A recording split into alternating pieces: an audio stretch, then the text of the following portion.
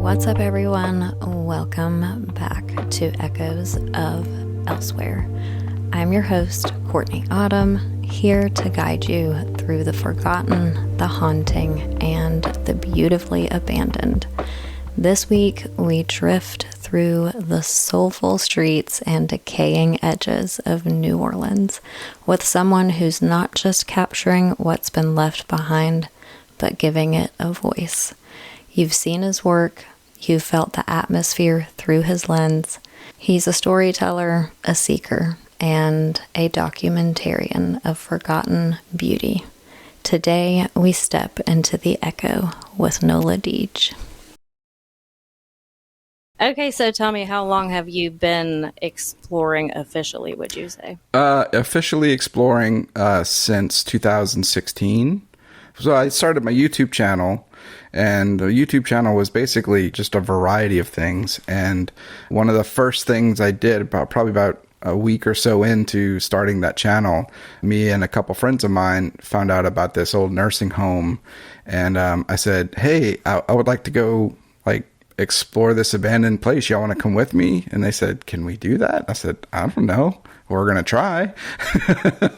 So we went, and it was funny because one of my two friends was wearing a suit because he had just gotten off of work. So here's the three of us, me and just, what I'm wearing now.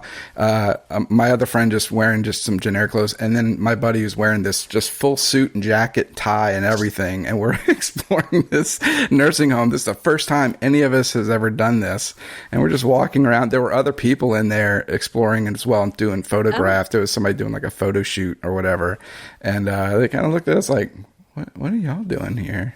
They probably thought you were doing a photo shoot to show a guy in a suit. They're like, for sure, another photo shoot. Yeah. But, 2016. So, I guess I'm approaching 10 years since my first one. So. Wow. Yeah. Wow. Was that just like a random thing for you where you just one day wanted to go explore this nursing home? Or did you ever explore as a kid when you were younger and go into a random abandoned place or anything like that? No, I've always been fascinated with it. So I distinctly remember being a kid, I don't know, maybe like 8 or 9 years old. And there was a building near my parents' house that we would pass every time we'd go to and from like school or whatever. And every time I passed this building, this is just big, massive. I think it was a factory at one point, but it had been shut down for years. And this is back in the early 80s, and it had been shut down for years since then. I have no clue to this day what that building actually was, but wow. I always remember passing it and looking at it going, man, I want to go inside there and see what it looks like on the inside. And I would tell my mom, I was like, man, you know what? When I grow up, I'm going to buy that building just so I can walk around in there and see everything. And every time we passed it, I'd say, I'm going to buy that building, Mom. I'm going to buy that building. And so that always stuck with me. And I was always kind of interested in that stuff. And I started my YouTube channel for various reasons. There were a few people that kind of inspired me to do it. One of which had done some urban exploring on his channel, along with other things too. But when I saw that, I was like, ooh, that's cool. I like that. And I had come across Abandoned Southeast online and saw his photos. And I was like, okay, I like this stuff. I want to do that. I want to incorporate that into what I do somehow. So that's what I did. I'd heard about this place. I heard it was fairly easy to get into. I said, why not let that be my first one, and let's go. That's pretty cool. That's really cool, actually. Yeah. So how old were you, if you don't mind me asking, when you actually explored for the first time? Oh gosh, 2016, I would have been 39. Oh, wow. Yeah. Oh, wow. Yeah. Wow. So tell me about the group of people that you explore with and how you guys met and formed your crew and all of that. Oh, they're the best. First of all, they're the best. Shout out to my crew. The crew do exploration.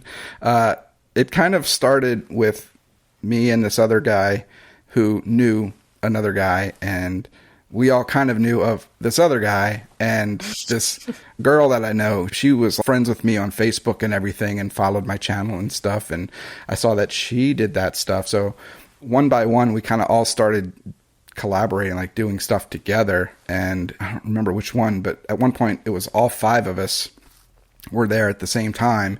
And after that, we had such a good time doing it. I said, you know what? We should do this again and again and again and again. We just kept doing like, and I said, yeah, like we've got this is our own group. Cause I like to explore with people. You know, I don't want to do it alone. I know some people like to go alone and do their thing.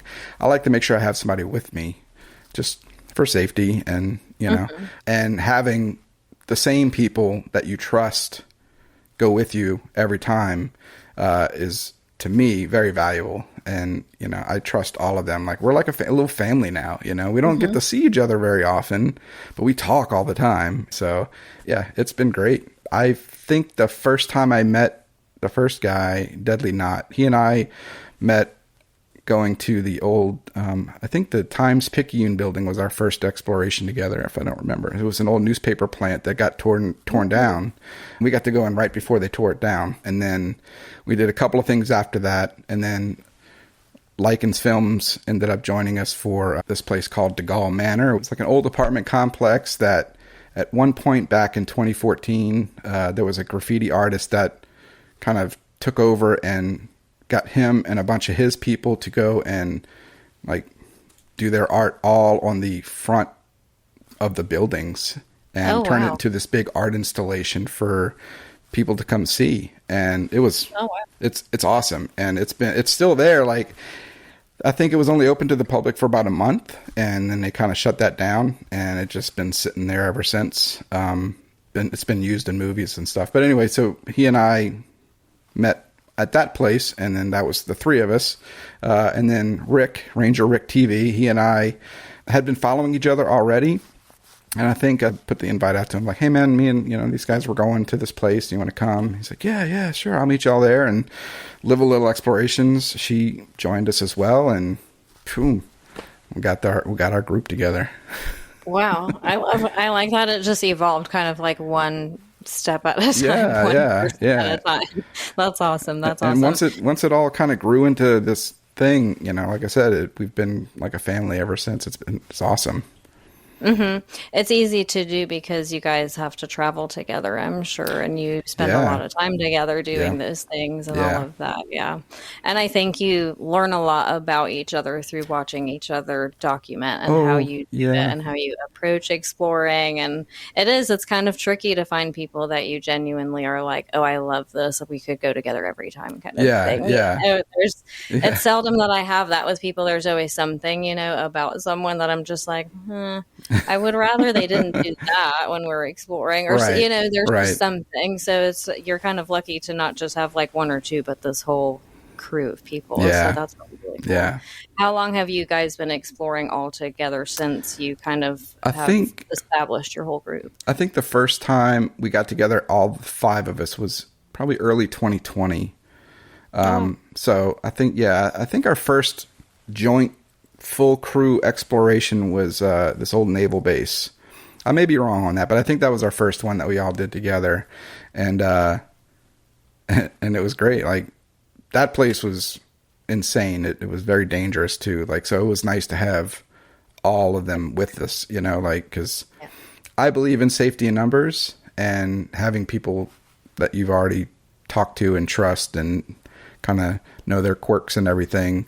It's good to be in a dangerous place like that. And I say it's dangerous because it was full of people living there, like full of people living there.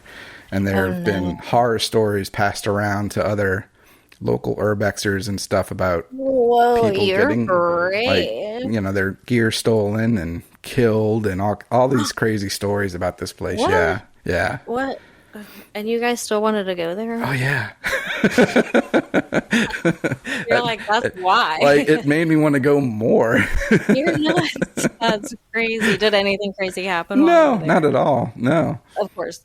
You're like, I mean, we ran into people, but yeah.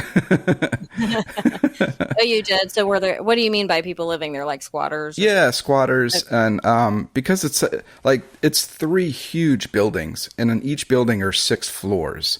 So it's a massive place. And so everywhere you turn, like, there was you ran into somebody's like area or whatever, you know, you'd see their tags and they would mark their territories off and stuff. And I mean, you'd get deep inside and you get into somebody's room that has all their like personal stuff in there, you know, and drug paraphernalia and all kinds of stuff that's been kind of left behind. And you don't know if they're still there or they've left for the day or they're not around anymore. Yeah. Not coming back. Yeah. You just don't know. So you just got to be really careful, you know? So we're looking at all this stuff and fascinated by it. But at the same time, we're like, all right, we should probably leave. This is their like home, you know, we're in their room.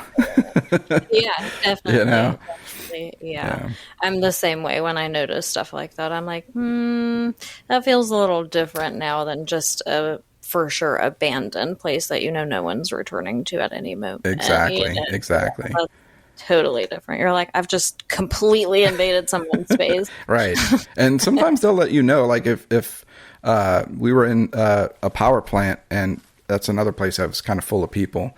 And they didn't mess with us. I've seen videos where other people have been messed with by the people living there, like glass bottles thrown at people from above and stuff. And oh my God. But when we were there, they didn't really mess with us. A couple of them came and talked with us like, hey, like, what y'all doing here? Oh, we're walking around taking pictures and stuff. Oh, okay. Do you know how to get to the roof? I can show you how to get to the roof. Yeah, sure. Show us. Yeah, it'd be great. And you know, but there are people that will warn you, like say, look, that's my area over there. Don't go there. All right, man, no problem. We respect your space. We don't want to bother you. Wherever you tell us to not go, we will not go there. You know, no problem. No problem. We don't want to cause any issues. No, you totally respect the boundaries. Yeah, absolutely. Yeah. You're like, I might have been trespassing, but I'm not going to to your room, quote unquote. Right. Like, well, you're trespassing along with us. So, you know, we'll ignore that part of it. Oh, that's so true. So how did you evolve more, I guess, because I see you still do a variety of content that isn't solely, I guess, Urbex or abandoned places, but how did you make that transition more so to do that content most? Because you started, like you said, you were doing a variety of stuff. I saw one video that I have to shout out and recommend to everyone because I got the best kick out of it, but it was you scaring your daughter, like a compilation from a really long time ago. But I was like, you got to be the coolest dad. You just seem like the most fun dad to have. I was like, I wish he was my dad. This is the greatest time.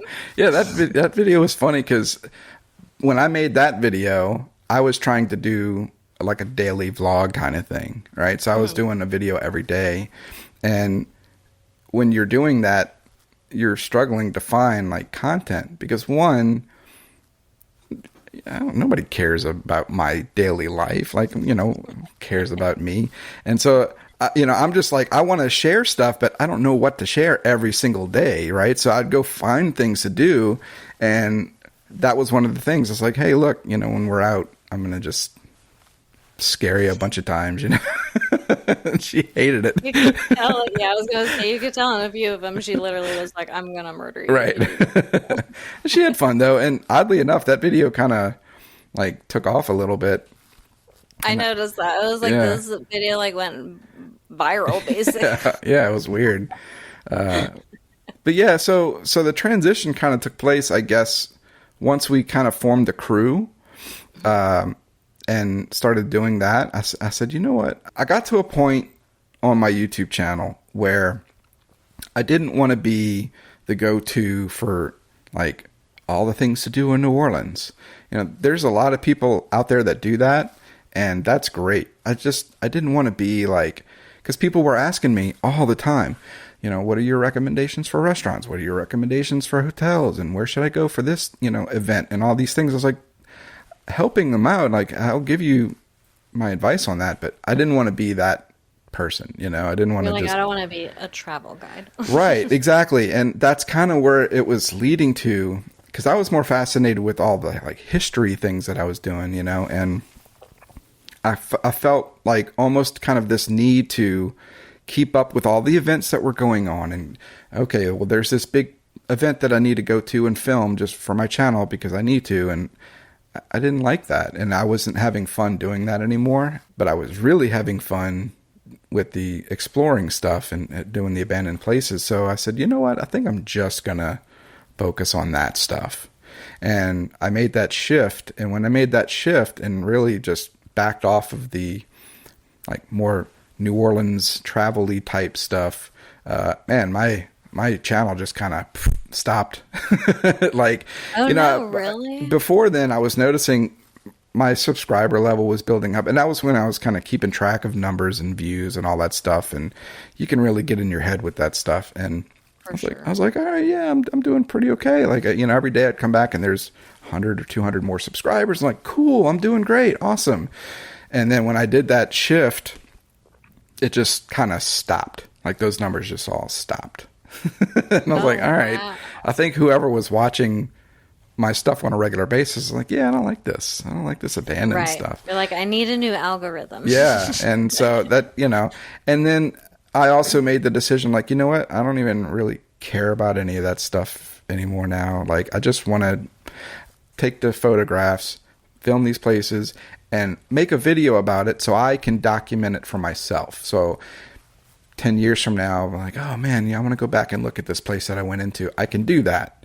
And it's with people that I like and are friends with. And so it's kind of almost like a home video in a way for me to like go back and reflect on. But at the same time, I'm sharing it with whoever is interested in it. And like, here's some history about this place because I'm interested in the history of it. So once I started kind of finding that groove, I started noticing things were getting better again. And like, you know, the views were starting to get better and stuff. But even to this day, like I don't upload that often.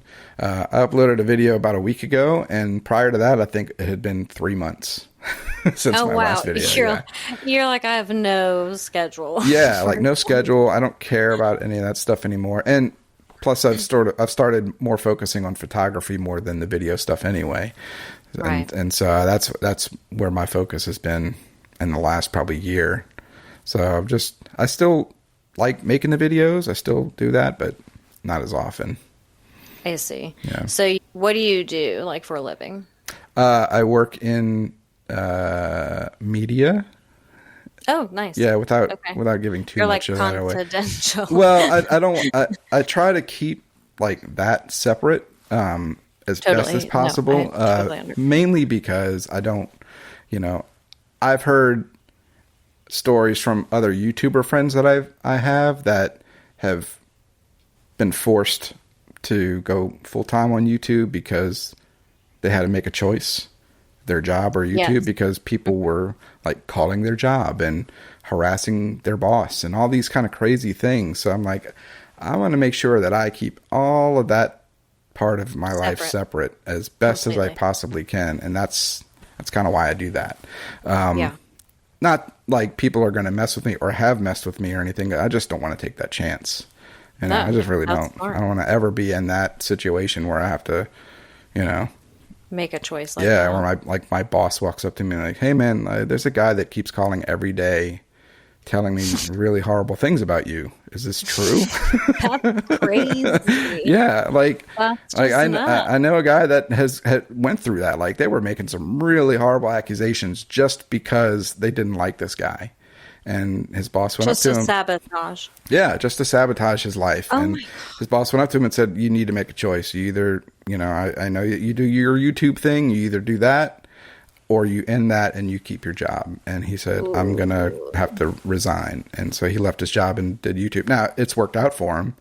Right. So it's fine. But again, I'm not anywhere near that level. So if that were to happen to me, like I'd be like, oh my God, no, I'll stop YouTube I'm right getting away. off the internet. Right. Yeah. I don't exist anymore. Exactly. Yeah. No, I totally understand. I'm very much about privacy. So I feel like that's why I'm like, people are like, you should do a YouTube because you explore and you have a podcast and you love Urbex. And I'm like, no, that's just too much like FaceTime stuff. Yeah. You know? Yeah. It's just, I can't do it. I was going to ask because you mentioned already about the history thing, and I noticed that you have a lot of background information on the places that you go to. Has that always been a thing? Have you always been a history buff Oh yeah, before big time. exploring Yeah, even? yeah, Okay, yeah. As far back, I mean, when I was in high school, that was my favorite subject with history. I love history, and I love especially learning the history of a building or the location, whatever. I love finding out all that stuff and hearing the stories about it or whatever, and even. I like hearing about it before I go. So while I'm there, I kind of have an idea of like, oh, this used to be this or whatever. But at the same time, I like going not knowing and then learning about it later. It's like, oh, wow, that was awesome. I remember seeing that. Oh, that was what that meant, that kind of stuff. So it's kind of a weird up and down with that. But yeah, I love the history side of everything. Like I like showing the stuff, but usually if I'm going to post about it, especially in video form, I will do my best to give a good history of that place. Yeah, I can tell. That's what I noticed for sure is so different about your content. Even the ones that do background information or have that little bit of history, you have this really deep dive into the history part of it. And I just love that. I was like, I think he's actually a history buff and not just like looking stuff up randomly because he went to this place and needs to know now, And I was like, I think he really loves this. He's like over there probably like geeking out on his computer. Like, oh my God, I love this place even more now. Absolutely. I get what you're saying though. I like that too, where you do it after sometimes the research, because then you just remember things like you said when you were there and you're like, oh my God, that's what that room was. That's crazy. Or, you just find out these little artifacts are in place that you didn't even like realize. So you're going back through your footage or your video or your photos. And you're like, holy crap, I didn't realize that's what this was. Exactly. Yeah. So neat. How do you usually approach researching a place if you don't know a lot about it beforehand? Like how long does that usually take? Do you always source out the internet? Do you ever intentionally go like seek out locals or anything to be like, hey, what's up at this place? Anything like that? So or like all of the above. Pretty much all of the above. I will Google the hell out of stuff, and now I've got ChatGPT. I love ChatGPT. That is very, very helpful with a lot of things. I'll just ask ChatGPT, hey, give me the history of this place, and it'll find everything for me. And then I'll have to fact check it because it's not always very accurate. But that's true. That's where I kind of start now. Like, especially now, I'll start with ChatGPT. I'll ask that, and then I'll start like fact checking and getting more information. And I'll find like other people's sites that have talked about it, and I'll just start reading about it. And yeah, I love the research part of it, even though it's very time consuming. The research behind it is fun, but yeah, I always pretty much start with Google or ChatGPT. And, a lot of times, the places or whatever that I've gone to has been because of word of mouth. And, somebody in my group will be like, hey, we got to go to this, this old hospital. It's got this in it. We got to go see it. I'm like, all right, cool. Let's go. Me and a friend of mine, we want to go. There's an old hotel in Texas that we want to go to. And he had already gone and he got back. He's like, hey man, look, I'll go back, but let's go and camp there overnight. Like, all right. Ooh, have you done that before? No, I have not done that. I've got this little small one person pop-up tent to where it's like this big circle and you unzip it and it just pops into like a little small tent. Ooh, nice. Yeah. So we're going to do that, put that on the floor. And then I got like a little, sleeping bag or whatever. And then I'm like, what about like rats and roaches and stuff? Like we're going to be sleeping on the floor of this place. I want to make sure that. So I bought these little, like, they're for the garden, but they're like these little pest, repellent balls. And they're just these little green balls. You're like, I'm going to circle my entire I'm going to put a whole circle of them around the tent and everything. just because. Like a ritual space. Right, exactly. So we were supposed to do that a couple of weeks ago, and some stuff came up.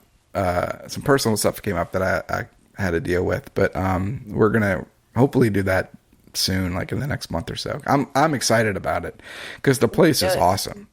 Do it before it gets too hot because you'll die otherwise. Yeah, that's the thing. That's the thing. Oh my gosh, about exploring here is like, especially now, like it's starting to already get hot outside. And you're in New Orleans? Yeah. And it is just, it gets hot and humid and miserable. And I'll tell my group, I'm like, yeah, during the summertime, I'm not going anywhere.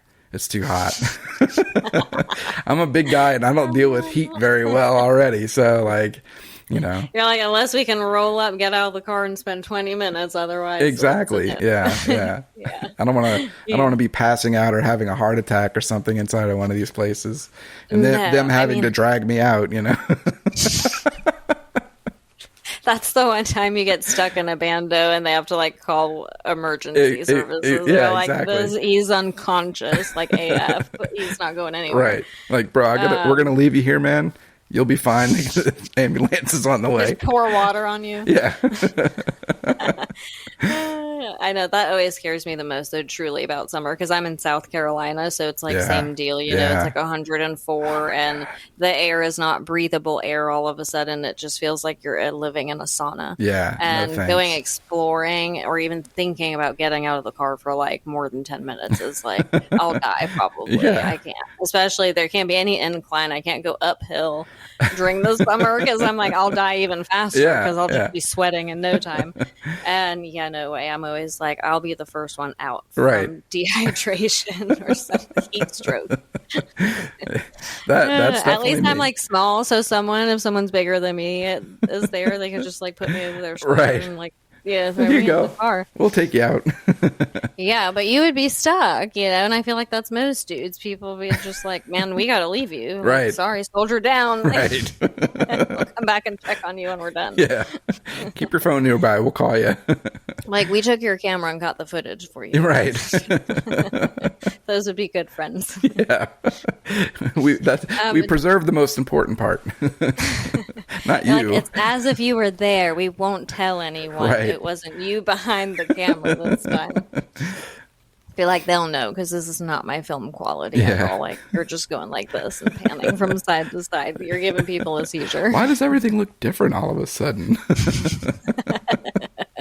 Oh, so funny. Did you go to school for film? I went to school for video production. Okay. With the idea, so when I went to school, because I'm not young, when I went to school, digital like video was very new, right? So like those mini DV cameras that came out back in the early 2000s or whatever, those were still fairly new. And my idea back then was, okay, I'm going to go, instead of going to film school and spending a lot of money, I'm going to go to this other school that does video production, do that, and apply that towards filmmaking. Because at one point in my life, I wanted to be a filmmaker, a director. And that obviously did not work out. So I learned a little bit while I was in school, but I think I learned more on my own and like doing projects with other students and friends and stuff while I was there. The school part of it really didn't teach me a whole lot. So, well, I'm sure that's kind of difficult too, right? With like the way technology evolves and stuff, especially in a field like that, because like you said, I mean, when you started and went to school, it was so different than all the stuff that is available to you now. So you almost have to be self-taught in a way because you have to keep relearning everything. Right. Yeah. And you know, I was noticing like, you know, after I graduated, just a few years later, it was becoming really more common for people to just be doing their own thing, editing their own stuff at home on a computer. Like all of these things that were not really readily available back in the mid to late 90s were like just becoming common everywhere. And I'm like, what was the point? I didn't even need to go to school. Like I can do all of this stuff as is on my own now and, you know, just teach myself or like I said, learn from friends or whatever. And so, yeah, I went to school, but it was kind of pointless. It gave me but at least you didn't degree. Quit, you know. Yeah. You have that. So that's good. You have a degree. I have a degree. It wasn't really all for nothing. And I met a lot of good friends, like, you know, but other than that, yeah, it was kind of pointless for me to go to school. I'm not saying, you know, don't go to school, but I don't think it's But I'm for sure, everybody. do you think that's a lot of why is because it's so technology based and technology just evolves so quickly? Yeah, so it's kind of like, definitely. what the hell? am I doing here? Exactly. Yeah. Yeah. I'm sure by the time you finished school, a whole new thing was happening that you Right. had to teach yourself all over Yeah. again anyways. Yeah. Yeah. It's insane how fast technology moves, especially nowadays. Oh man, it's crazy now. I'm sure, are you in a space where a lot of the resources you use to edit your stuff and make content, are you like, damn, I wish this was around like 20 years Hell ago? yeah. Because I mean, a lot of my stuff that I put on YouTube, I edit on my phone. What? Yeah.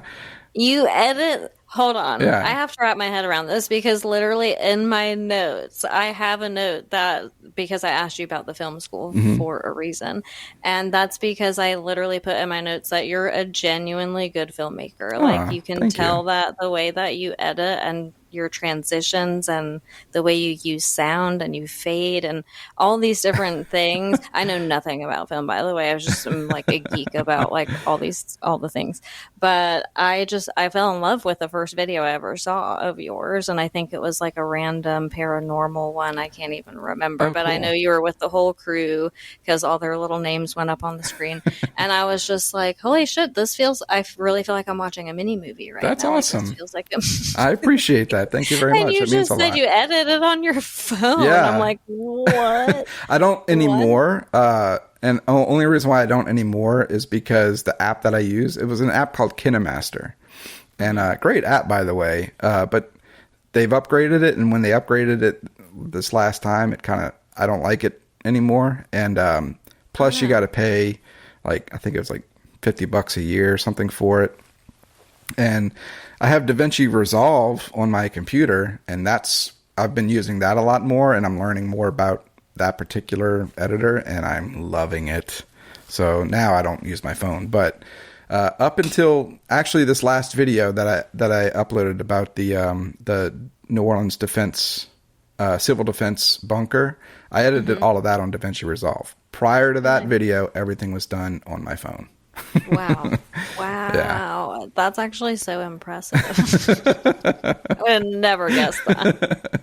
But why though? Was it easier for you to do it on your phone for some Much reason? easier. I can like lay in bed and edit, or like, I could be at work and during any like downtime at work or whatever, I can be editing, like, Can like during meetings while I'm supposed to pay attention. I can yeah. put my video Yeah, like together. in the bathroom and, like all these crazy places that you never would think you could sit there and edit your videos. There I am, with my phone just editing away. I It's love great. that. I love that. I did love that Cold War bunker video that you just Awesome. recently put up. That seemed like such a fun, but also very slightly challenging explore because you It were like was. waist deep Yeah. in water at one point, and I was like, how are they just trudging their way through this? And it's been like, I don't know, 20 minutes. That place. I wanted to make sure that particular video I spent a lot of time on because that might be my favorite place I've ever done. And I say that Really? because the history behind it is very cool.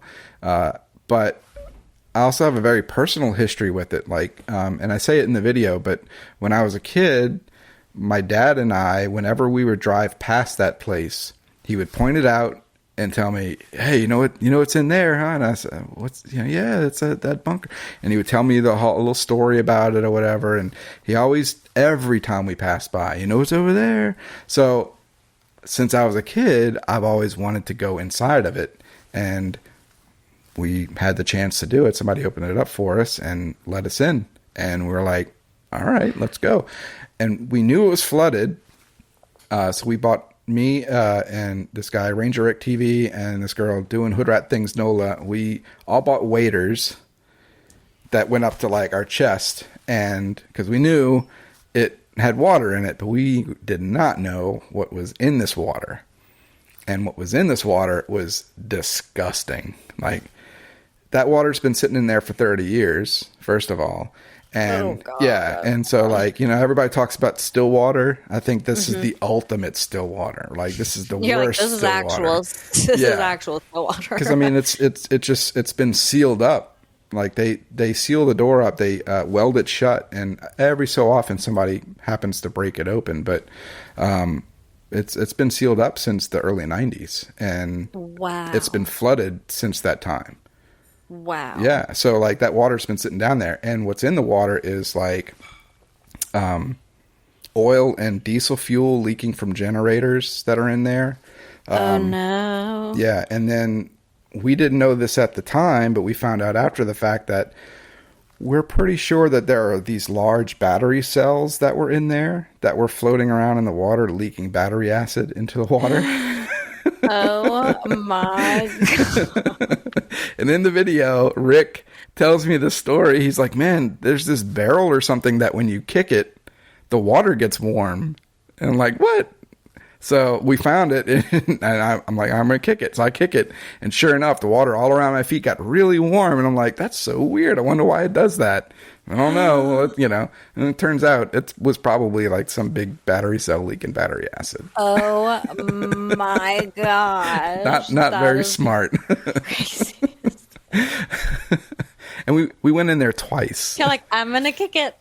Yeah, I'm like, yeah, I want to feel what this, warm water feels like when you kick this barrel. No. That already sounds way too sketchy. I'm like, with my luck, I'll give it one good kick and all of us are out of here. We'll blow up. Right.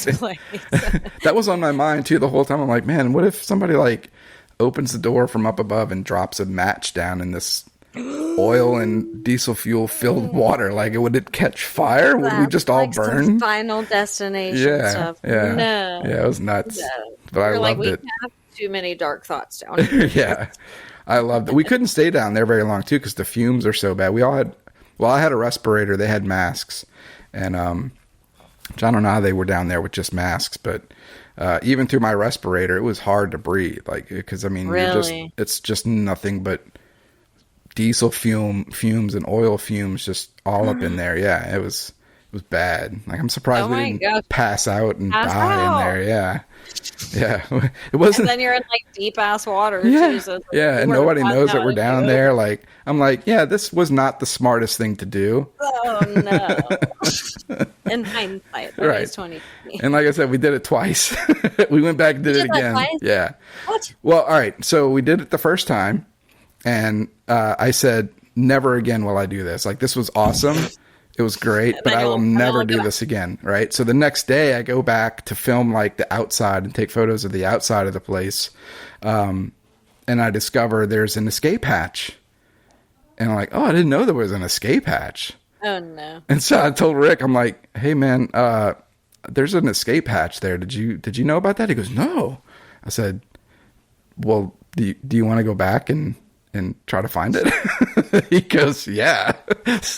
So we went back just to find the escape hatch. I love how it was the next day, and it's not even like months went by, and I forgot how I said that I would never do this again. Yeah. And I'm literally back the next day. Yeah. Like, okay, let's do it again. Well, was it just as bad, or was it easier the second time? Oh, it was just as bad. What we're doing. Well, okay, it was just as bad, like fumes and all that stuff. But of course, prior to going, there's blueprints for it online, and so I found the blueprints. I'm like, all right, I'm going to map out where this escape hatch is. So I had to like figure out what each room was, and through that find where the escape hatch was. So I knew, like, all right, when we come down the entrance and we walk this corridor, there's this mayor's office, and when we find the mayor's office, the hallway that leads to the escape hatch hallway is right next to it. So once we found the mayor's office, I said, okay, this has to be the hallway. So we went through this hallway, and there was like this big, like, hanging metal structure, which I don't even know what it was. It looked like a big, maybe generator or something hanging from the ceiling. We had to duck underneath it to get to this, like, one little small, very tiny hallway that said exit. And as we're walking it, there's a little step that we didn't see, and I'm like, each step I'm taking is very careful because I don't know if there's a hole or what. So we hit this step, and I'm like, oh man, step down. And I was afraid at how far down it actually went. And thankfully it was just one step, but we went a little deeper into the water. And then, I swear this hallway was like just enough room for me to walk through, and we get it kind of mazed on through, and then we got to the end of it, and it opened up and looked up. There was the hatch, And it was raining at the time too, so like water was coming down. I was like, this is amazing. I'm so glad we did this. How did you miss it before? You didn't go down that hallway. Well, yeah, like it, we didn't think to go underneath this big machine or whatever hanging from the ceiling down this long hallway. Like we just didn't see it that last time. Yeah. And I didn't even know it existed. So. Wow. Yeah. You're like, I went back the next day. Oh, yeah. Yeah, we wanted to make sure we went back before it got sealed up again, Had you been underground before for any other exploration? Not for an exploration. I mean, we've been in basements and stuff, but yeah, nothing like that. But not like a bunker or anything? No. Okay. Are you claustrophobic at all, or were you freaking out at all, or were you like, what if we die? No, I thought I was kind of claustrophobic before, but I mean, when I was down there, I was fine, Oh, really? Yeah. Yeah, you seemed so calm in your video. I was like, he's just like chilling like he's walking in a park right now. I was on a mission. I was on a mission to find this hatch. Yeah, I think that is the part I noticed because I remembered that part where you're about to take the step down and you're like, whoa. Yeah. And you kind of like cautioned against. You're like, no, wait, hold on. There's a step. Yeah. And I was like, oh, shit. And I was kind of nervous because I was like, what if it does keep going? What if it's a flight of stairs? How will you know? I know. That's what I was really worried about. I'm like, what if it just keeps going down? Are we going to like just swim in this water? Yeah. What do you do? What was your plan? Like if it goes too far down, I guess you just have to turn around and not. Yeah. I mean, I didn't want my waders to fill up with the water because then, I don't know if I could walk out. Then I'm sinking. Yeah. Yeah, then I'm drowning. Yeah. Literally. In this battery acid water. Right. Battery acid water. That's like instant death. No, thank you. Is that like the riskiest exploration you think you've done safety wise? Probably. Yeah. That's probably the dumbest thing that we've done. The dumbest. But with a lot of risk comes a lot of payoff. It was great. Like the experience was awesome. So it was worth it. Definitely worth it. Yeah. I'm glad we didn't die. And Me too. So far, no mutations or anything like that. So we're good. I hope. Did the person who let you into the place, were they like, are you guys okay? Do you need some sort of psychological evaluation? Are y'all crazy? Like, what are y'all doing? No, they opened the door and never saw him again. So yeah. We're like, good luck. May not see you. Maybe I will. Maybe I won't. Like, hopefully, you don't need an ambulance. There's no service down there, I'm sure. Actually, no, there wasn't. Because I was shooting. I was going to say it probably cuts off. I was shooting on my cell phone, and yeah, like I noticed there were no bars or anything. I think at one point, not in the video, but at one point, I told Rick, I was like, man, if we have any kind of emergency, we're not going to be able to call anybody. We're going to have to try to get out first. Terrifying. Yeah. How long were you guys down there, do you think? The first time, I think we were down there for about 30 to 40 minutes. And the second time, I think we were down there about 20 to 30 minutes. Because we really only went back to get the hatch. Even though we kind of hit all the same areas again, we kind of sped through the other areas that we had already hit. Mainly just to get to the hatch. So I see. Yeah. Since you guys don't get to go exploring a lot together or get together a lot, you said, do you try to do a couple of places in one go when you see each other, or do you always get together for like one specific spot? We usually just get together when we are going to explore. One guy in the group, Rick, who I keep mentioning him, he's doing great on YouTube. Like his channel blew up, and he's out there exploring with all the big guns. He's a big gun himself now. I think he was just out there somewhere with Steve Ronan, and like he just was in Italy doing a bunch of stuff in Italy. Like he goes all over the world now. Like good for him. Wow, I'm that's happy crazy. for him. Like he's really doing it like full time, just hitting every place. And I'm jealous of him, I'm like, dude, I wish I could be with you, man. He was in France, and I was like, dude, he had gone into the catacombs. I was like, man, I would love to go to the catacombs. He's like, hop on a plane, man. Come meet me out here. I was like, if I could, I would, dude. Seriously. I love that. Yeah. That's great. That is great for him. I've definitely noticed that he's been doing really well. Yeah, he's rocking it. Yeah, and you can tell he's just so passionate about it. Like he loves to Yeah. explore. He loves to see everything, Yeah, and he loves it. he's totally cool. Yeah. Yeah. Did you guys meet virtually? I guess you said you guys like didn't know each other in Well, person first. I think we were already like following each other's channels back in the day, and I see. Okay. yeah, he I think knew my friend BJ Deadly Knot, and I think BJ invited him to one of our explores at some point, and I was like, oh yeah, no, Rick, I follow him on YouTube. And so it was like me and Likens Films and Deadly Knot and Live a Little Explorations and Explore with he used to be Explore with Rick, now it's Ranger Rick TV. And when the five of us all got together, we're all like shaking hands and meeting each other. Oh, I remember our first place. Our first place all together was the Lindy Boggs Medical Center. It's an old hospital here that shut down after Katrina because it had a basement that had generators for the hospital in the basement. And when Katrina hit, it flooded. And so the building had already lost power because everybody had lost power. And then it flooded, knocking out all the generators. So they were completely out of power. So like people were unfortunately dying in there, and they were trying to get them out and evacuate patients and stuff. And it was pretty bad. Bad. But I mean, it was an awesome place to explore. 'Cause in the basement, somebody had pumped the water out. So when we went our first time, that was when all five of us met together for the first time as a group. We went down into the basement because we had heard they had pumped the water out. So we were able to walk around down there, even though it was like nasty and squishy and muddy. But we were able to get down there, and that's where the morgue is. And like we found some old lockers and stuff. Everything was all rusty. It was awesome. Loved it. It was gross, but it was awesome. Yeah. That's cool. Were you in New Orleans when Katrina hit? I was, yeah. Yeah. Oh my gosh. So what happened with you? How heavily were you impacted?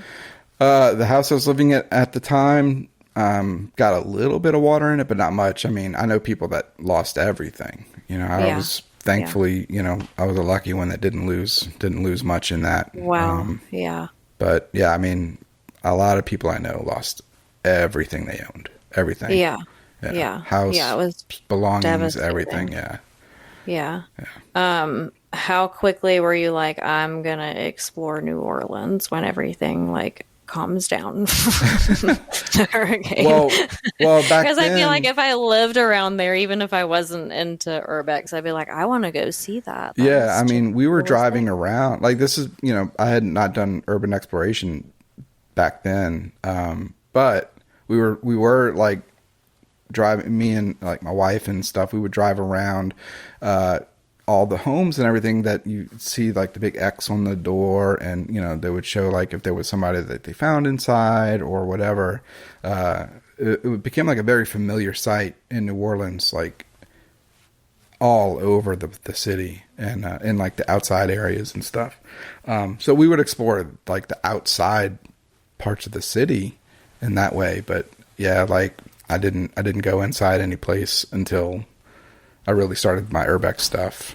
So how long did it take you to go to Six Flags after that? Oh man. Well, I mean, Six Flags was definitely at like one of the top of my bucket list places. And when our crew got together, that we kept talking about doing Six Flags and talking about it.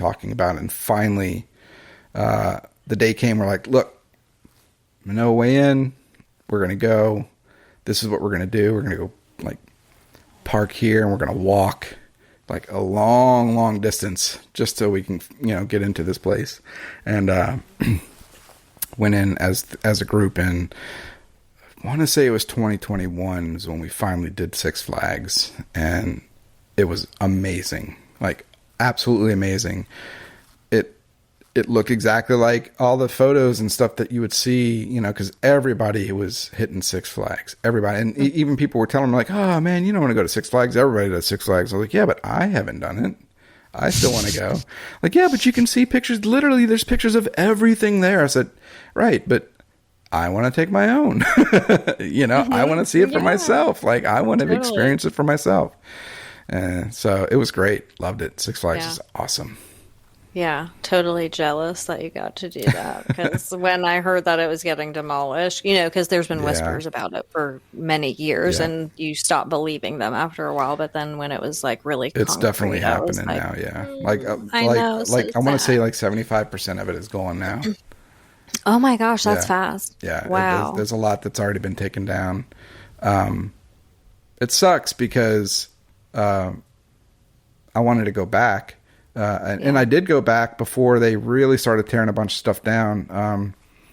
Because there's a guy there named Jason Lanier who he's a photographer that I mean, he's like global. Like this guy, he goes all over the place. But he's kind of been the park documentarian for a while, and he was doing these like photo workshops or whatever, where you can you'd have to pay money, but he would let you come in with him legally because he was allowed to be in there legally. And so you can go with him, and he would take you around so you can photograph or do whatever. And so I went with him at one point so I can get a couple of extra shots for my book that I have coming out. And because when I originally went in, not legally, when I went in. When I trespassed my way in. Right. There were two things that I didn't get to get. Like the main front entrance, we didn't get to hit that because it was being watched. And we walked right past one of the roller coasters that I really wanted. Like, I knew of this roller coaster before we even went because it still had the cars on the tracks. So I was like, oh man, I want to get some photos with the cars on the tracks and like in the cars and all that stuff. And but when we went, we walked right past it, never saw it. And when we left, we're like, we never did see the Jester, did we? The Jester roller coaster. I'm like, oh, I think we walked right by it. Oh no! So when I hooked up with Jason, I was like, yeah, I'd like to go shoot this roller coaster that I missed, and the front entrance, please. You're probably the first person to miss like a whole ass roller coaster. Yeah, I know. Well, in my defense, it was tucked back with a bunch of brush in front of it, so you couldn't really see it. That's true. I guess I didn't take into consideration how unkempt it probably is, and how that changes the aesthetic after a while. Yeah. And you're like, you don't know where you're at half the time. Really. Yeah, You're like a park map. So was that a lot different for you since you got to experience that with permission? Did that kind of take the pressure off? And you were like, I feel like this is heaven. Yeah, it was a whole different experience. Like getting to walk around there, knowing that, nothing was going to happen. It was a much more like, I don't want to say enjoy. I mean, it was enjoyable on a different level because it's enjoyable, when you're in a place that, you're not supposed to be, I guess. Mm-hmm. But it was on a whole different level because you just feel like it's okay that I'm here and I don't have to worry about anything and you take your time and like look around and really enjoy it and really take it in as opposed to just always kind of being on the lookout. It was a much different, enjoyable experience doing it that way. Yeah. Yeah, I can imagine. Have there been often times where you have gotten permission to go explore? Yeah, we try to get permission as much as we can because that's the best way to do it so you don't get in trouble. Yeah, but a lot of times you can't get a hold of owners or whoever or whatever. Yeah, so you just kind of hope that it's open. We have one of the things that a rule that we have as our group, if it's already open, we'll go in, but we won't open it ourselves. Like we don't break in. We'll just walk in. Yeah, totally. No, yeah, I'm the exact same way. And, oftentimes you get disappointed because then that means there's a few bandos you have to walk away from, even though you had high hopes of that not happening. Yeah, exactly. So that's always the worst, but it's so much more important to just be respectful and not go breaking shit or whatever. I hate people who vandalize stuff. That just ruins everybody. Yeah, and not just the spot, just our reputation, and that's why we all get questioned and we all get looked at differently because of the people that do kind of break in and force their way. And I get it. The temptation is there. I am a human being, especially if I've traveled a long way to a spot and I'm like, what? I can't get in? Yeah, all I have to do is just break this one thing. Put a little tiny crack in the glass. Yeah. Yeah, no, I'm the same exact way. It's such a good rule to follow. Are you guys big on leaving kind of no trace and Yeah, we being don't take respectful? anything. We don't, we try not to mess with anything. I mean, we've like done stuff like in this one school that we found in Mississippi, they had a whole bunch of Christmas. All right, first of all, there's Christmas decorations in every place that I've ever been into. Every bando that I've been in, we found Christmas decorations. Oh my gosh. And it's probably the same for you, too. huh? Yeah. I've noticed Literally, that. even at a factory I did every recently, single there's place. a random Christmas Yeah. decoration. So we were in this school and we found a tree, like a whole freaking Christmas tree, and a whole bunch of decorations. So, and this was, I want to say when we went, it was like November or whatever. So we all had the idea, let's decorate the tree and we'll take photos around the tree, and that'll be like, we'll put that out like Merry Christmas from the crew. Yeah, exactly. So we have this whole like segment where we're decorating the tree and just having fun around this Christmas tree with all this stuff, and we found random items to like give each other as gifts. I love it. But we didn't keep any of it, but we just rearranged a bunch of things. That's all we did. I love that, though. I mean, how appropriately timed. You're like, listen, it's November. Yeah. We're going to use this for our holiday greeting card from the crew. Exactly. And that's what we did. And every year around Christmas time, we'll share that picture that we took. I love that. That's actually amazing. That's so amazing. It was just like fate. Yeah. Yeah, no.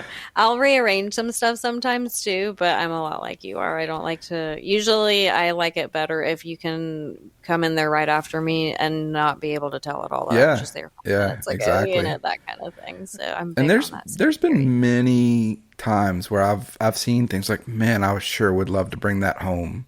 Mm-hmm. Like, oh my gosh, I would love to keep that. But I always tell myself, no, just take pictures or take video. That's all you're going to take. Like, I'll take 17 pictures of this one item, and then I'll feel like I took it. Exactly. I think that's exactly what I do. From every angle, you're like, it's fine. Turn it over a few times, take more pictures of it. Yeah, I do that. Exactly. You're like, look, guys, this is my thing. That's what I would be doing. No, I totally get it. I will be honest and say I've taken some stuff, but it literally comes down to like a film slip or something, and it's like something like one of those you got to like hold in the light to see what the picture is because it's from like 1974 or something, cool. And I think that, when it comes to stuff like that, especially when you have word of mouth that tells you like, hey, this place is going to get torn down and demolished, probably with every single thing inside of it. Yeah. You're kind of like, I guess I'll take the film slip. Like it's going to just be in a pile of like rubbish at the end of the day. And it's just not going to, it's going to go into a trash pile. So you almost think about it as a way of like, preserving. But I'm glad it wasn't the one instance where the cops rolled up and they're like, let me see your pockets. And then I get arrested because I have a film slip. Right, exactly. Exactly. They're like, no, you're taking stuff. See, that's what I would be concerned about with, taking anything too, is like, all right, well, if I walk out and somebody's out there waiting for me, I don't want to have stuff on me that I'm carrying out. And I say I don't take anything, but I do have some keepsakes, right? So one of the buildings that we went in had all this merchandise from Six Flags that just sitting on the floor that had been sitting there since Katrina. And we walked in and he's like, all right, you can pick out one thing. All right, so I picked this little guy out. He's the I love that. That's Mr. Six, I think is his name. The dun, dun, dun, dun, dun, dun, dun, dun, that guy. I love that. And then Kay from No Tracers when they went, they hooked up with Jason as well. Same thing, and I kind of like helped make that happen. So they sent me a Six Flags hat that they grabbed from inside. Yeah. And a sweatshirt. I have the sweatshirt up in my closet, but yeah, the Six Flags hat. So that's so nice. I do have a couple of little keepsakes, but that's it. That's sweet. That's so nice. You're like, I pulled the string, so they owed me a gift. I'm just kidding.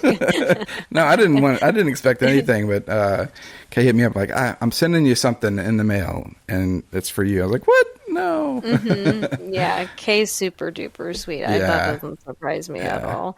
And I'm sure because I know that they were like obsessed with Six Flags. I interviewed Kay, and that was like a bucket list spot. So it was probably well worth the hat and the sweater. Yeah, very, very excited. And when the video started popping up, I was very excited to see that because, the passion's there. I was like, all right, cool. For good. Sure, yeah. Had a good time. And I like that they waited, until they got word, too, that it was getting demoed. Because they were sitting on it for a while. Yeah. For a while. It was like, there's a video I'm sitting on. And I'm like, what is it? What is it? And then when the Six Flags news finally happened and then the video was released, I was like, oh, this was it. I connected the dots really quickly.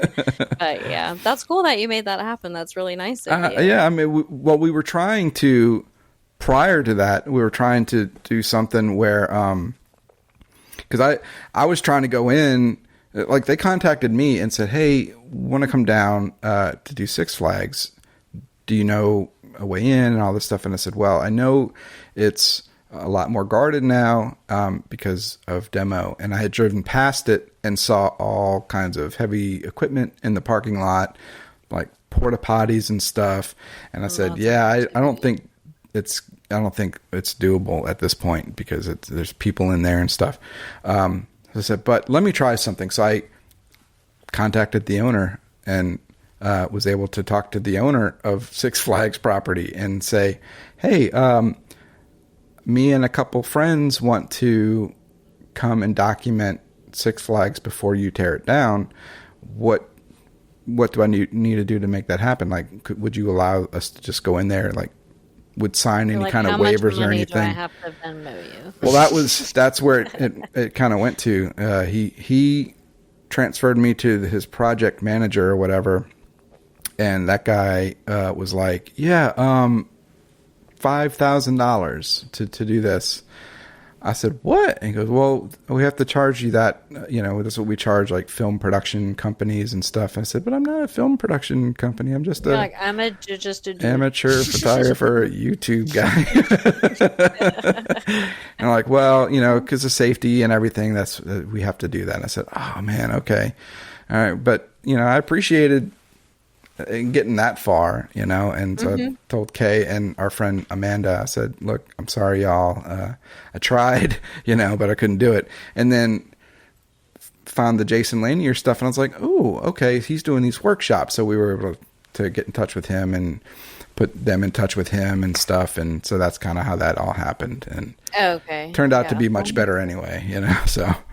Well, and it's like the sole reason you wanted to go back is to take pictures. So what a better reason to do it than to go to a workshop. Yeah, exactly. Like literally, I can show up with my camera, no problem. Yeah, I'm supposed to be here. Yeah, we drove right past security and waved at the security person, like, "Hey, nice to see you." Can I take a picture? Yeah. It was awesome. That's so funny. That is great. I love that. And I don't ever really think about that. There's not a lot of times where I've had permission or anything, but I always want to. And there's certain spots I'm not going to do without permission because it's just like not worth the risk. And they're big like hospitals or asylums and stuff where I'm just like, I don't want to even think for 2.5 to 3 hours because that's how long these places are going to take me to document. Like I don't want to have to think about being, whatever, seen or getting in trouble or getting arrested or any of that. So I am kind of jealous because I'm like, I want to have the pressure off my back a little. Like I just want to be in a place and just know I can look at every detail and not feel like I missed a shot or an angle or an opportunity or anything like that. It's so easy to do. You feel like organically you're rushed, even if people aren't like, hey man, come on, like we gotta go. Right, exactly. You're like, we gotta go because this is illegal. Like we can't just be lollygagging around. Right. Like I want to, but we can't. So you always get home, I'm sure, you notice it too in the places that you don't have permission for, and you go through your footage or your camera and you're like, damn, I could have taken 18 more shots in this one room and I got 3. But And that's what I have. I can't go back. So yeah, I get it. Is there a place that you've ever explored alone? No.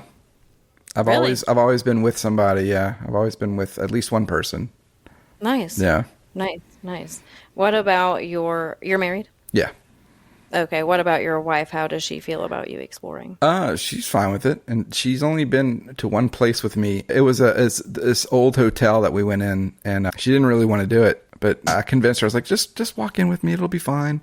And she kind of stayed on the first floor while I was like up on the second floor, and I could hear like, I think we should go. I think we need to go.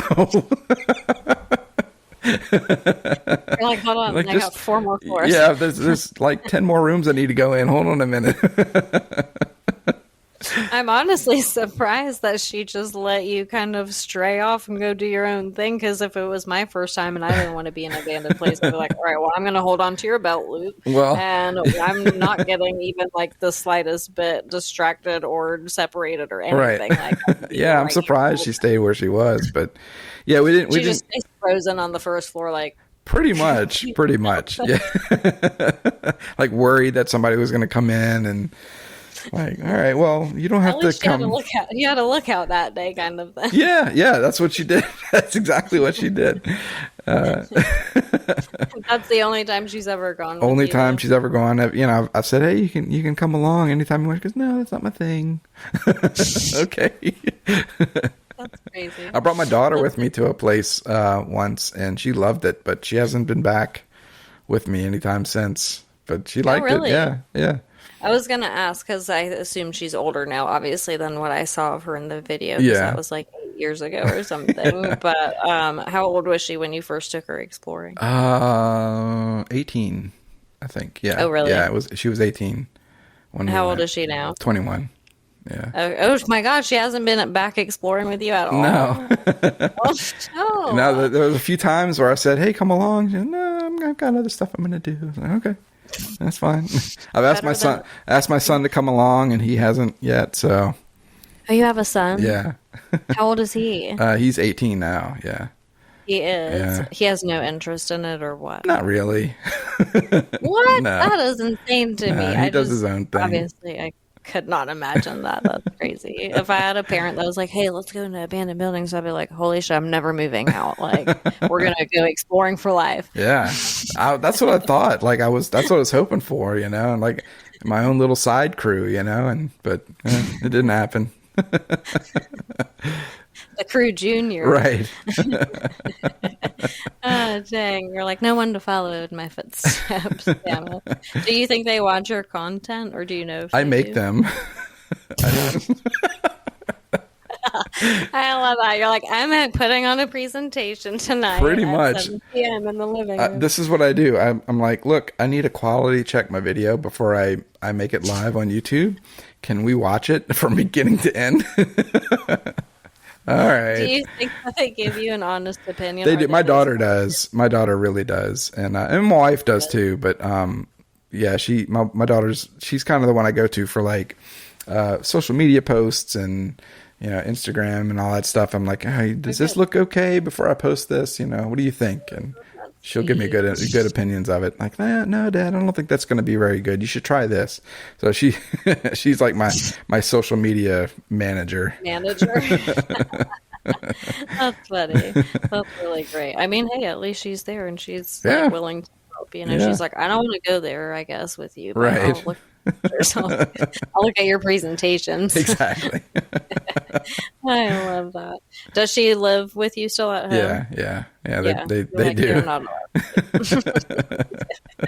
Well, you seem so cool. I don't think that I would want to leave if I had a cool parent. I hope I'm a cool parent. We try to be. Yeah. We try not to be too over parenting, I guess. Yeah. No, that's good. It's hard to find that middle ground. It really is, because you got to discipline them, but yeah, sometimes you can't. Right. You don't want to, because you're disciplining them for stuff that you've done. That is the hardest part. Yeah. And sometimes there's instances where you were worse too, so you're like, and sometimes they know it. I know. And then they want to hold it against you. Right. And that's the worst. Yeah, exactly. It's really our karma. You know, we probably did it to our parents. Yeah. They wished all this on us. They Right. were like, you wait till you have kids. I hope you have the worst child ever. I know that's probably what my parents were saying. They're like, pay back the real bitch for you. Yeah, exactly. Hopefully you were a semi-good kid, though. I think I was. I didn't get in too much trouble when I was a kid. Your daughter seems pretty... So, wait, she's 21. She's 21. Mm-hmm. And that video is 8 years ago. So, yeah, I mean, she was in her teens. I feel like I would have reacted way more temperamental toward my dad. He was scaring the shit out of me at every turn, like in the store, in my room, in the kitchen. You know, I'd be like, Dad, for real. Like, I'm going to move out. Yeah, at one point she was like, all right, stop. Please stop. And she's like, I mean it. And then, but then all I did was like make fun of her, like, stop. All right. I know. Because I'm an idiot. I love that dynamic, though, because you get to do it, you know, and she's just kind of like, whatever. Right. My dad. Love him. Like, that's the vibe I got from Biggs. You could tell she was not your typical, like, I wish he would go away, right? You know, or that kind of thing. Like, because a lot of teenagers are. You don't even have to be annoying them; they'll just be like that. Yeah. Yeah, hormones. You know, fun stuff. What are your thoughts about location sharing in the Urbex community? So I'm okay with it if I trust the person, you know, because I get asked a lot, and a lot of people will hit me up on Instagram. I was like, "Hey man, I love your photos. I love your videos. Blah, blah. You know, I'm coming to New Orleans, and can you tell me about this place or whatever?" And you know, I'll talk to them some about it, and you know, I'll look at their Instagram and see like, okay, do they do this at other places? Like, you know, and I'll get to know the person. And typically, the places that I go to aren't these like very well kept secret kind of places, you know what I mean? Like, especially like Six Flags. Everybody knows Six Flags. You know, it's not like you're like, I'm not giving you the address, right? Like, I mean, you know, most of that stuff they can find anyway. So I don't mind helping, you know, with that. Like I said, as long as I get to know the person, trust the person, and I mean, I've reached out to people too and asked like, hey, you know, can you tell me where this is? And a lot of times they'll say, no, I'm not going to tell you. That's fine. That's cool.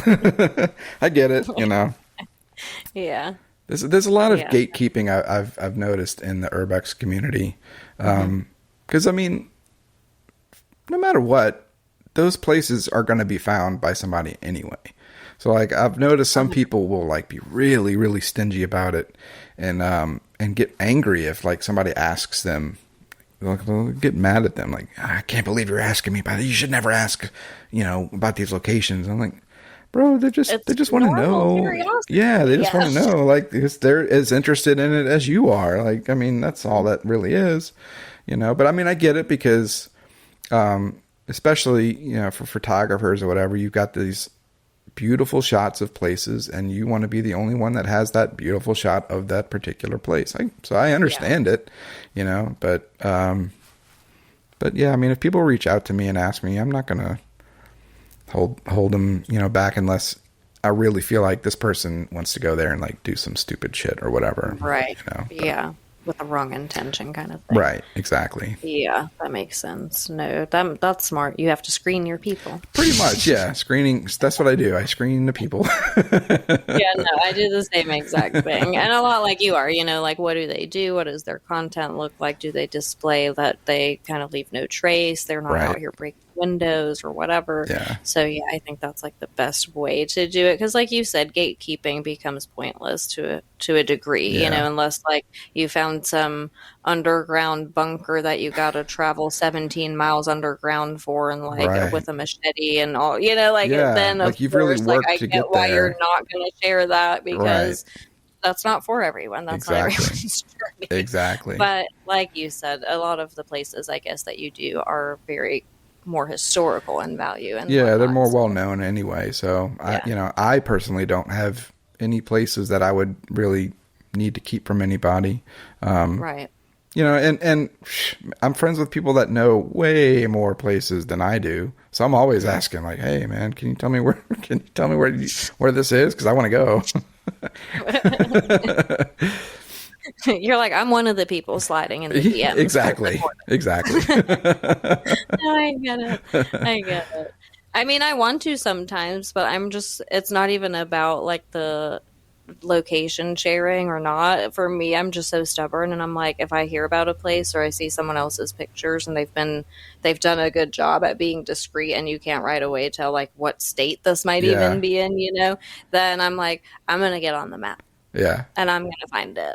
And I'll like literally scour like the entire country and be like, I'm going to find this house. I do then that. I'll be upset when I don't. I do that because a lot of times, especially with this one person that I know goes out of his way to gatekeep, he'll post a picture of a place, but he will say like a little tidbit of information along with his post or whatever, and he'll say something like, this hospital has been closed since whatever. Date. I'm like, okay, that'll help me try to find some stuff and narrow it down a little bit. And then, like you said, I'll just start scouring maps and Google and try to find it myself. I looked at every map of a hospital that closed in 1998. Exactly. And I looked at 562 hospitals. It might take a while, but I'm going to find it. I'm determined. Yeah, I'm the exact same way. I'm like, I would rather I think it's about the pride, and the putting the time into. I feel like that's the right way to do it. Now, there's some spots, if I already know going in, it's like, I'll never find this. This is like in the woods and the mountains in New York, or something. Then I'm like, I'll probably have to ask someone because I'm not going to find that. Not even close, I love it. Yeah, but that is a good approach for location sharing. What are your overall thoughts about the Urbex community today? Do you think it's like an absolute shit show, or do you love it? I mean, so I'm not like very heavily involved in the Urbex community, I guess. I mean, I'll see people posting about stuff, and I've seen a lot of like fighting between people, and a lot of drama, a lot of toxicity. So I avoid all that as much as I can. I'm friends with a few people that do it, and I follow a lot of people on like Instagram and stuff, and meet people like you and that are cool. So like that's the people I'll associate with, I guess, for the most part. But as far as like being part of the community, I don't know how much a part of it I really am. And I don't do it as often as a lot of other people do anyway. So like, the list of places I've been able to explore is small in comparison to like, Abandoned Southeast, and, you even, I think, have probably done, 5 times as many places as I've been to. I think you started doing it in 2009? Mm-hmm. Yeah. So you've been doing it a lot longer than me too. So, I haven't had the luxury of being able to travel out to a whole lot of places outside of where I live, with the exception of occasionally I've gone to Mississippi for some places, Alabama for some places, Texas for some places. And that's about it. Like I've not been beyond that, and I want to. Oh, really? Yeah, I really want to. Like there's a lot of places up like Northeast and Northwest that I really want to go to, but finding the time and to do that is difficult. Yeah. But especially the further out that you need to go, then it takes more to plan and prepare. Exactly. And travel, and yeah. that's more time away. And yeah, I totally get it. I'm the same way, because I'm like, well, shit.